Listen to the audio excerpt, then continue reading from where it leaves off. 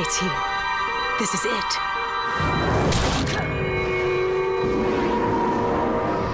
One of the best games of last year, although somewhat underappreciated, was XCOM Enemy Unknown. Well, today we are looking at a prequel to that game called The Bureau, XCOM Declassified.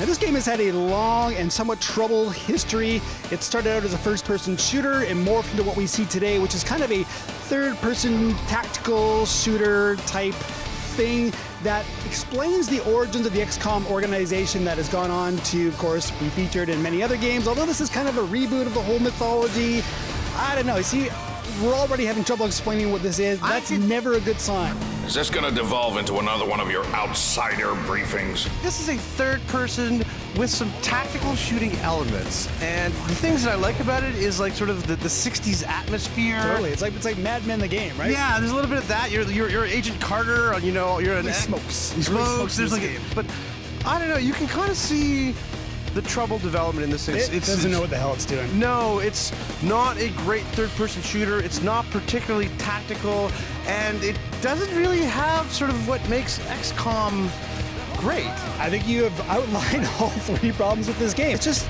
the story never drew me in. I found Carter boring. I found everybody in the XCOM organization boring. I dreaded the in-between parts where you walked around the XCOM Bureau, interacted with your fellow agents, solved some problems, had some dialogue that was kind of Mass Effect-y in that there's dialogue choices.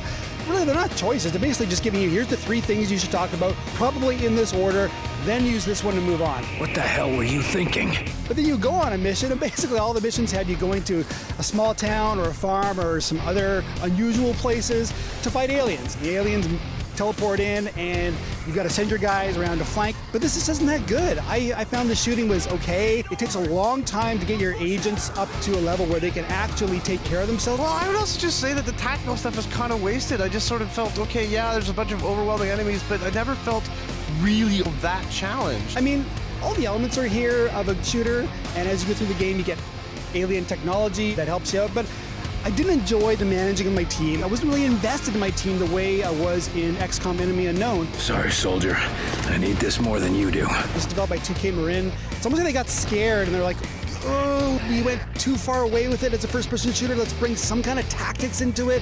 Let's give them what they want. But they kind of just dropped all the balls. Bullshit. Falk wouldn't be interested in you if you weren't the best. I did like the farm battle. Come on, when's the last time you were on like some old-timey farm fighting people up? But I mean, even that is somewhat wasted in the sense that like, I'd love a pulpy 60s world. That would be really, really fun. And this doesn't even sort of succeed on that level, and that's what I would say is the best thing about it. Yeah. But I guess it goes back to, like, it's sort of a really weird hybrid that just doesn't really work. Yeah. You're good, Carter. I used to be. For me, the Bureau XCOM Declassified is a 6.5. There's potential here, but I just don't think this game met it. For me, it's only a 5.5.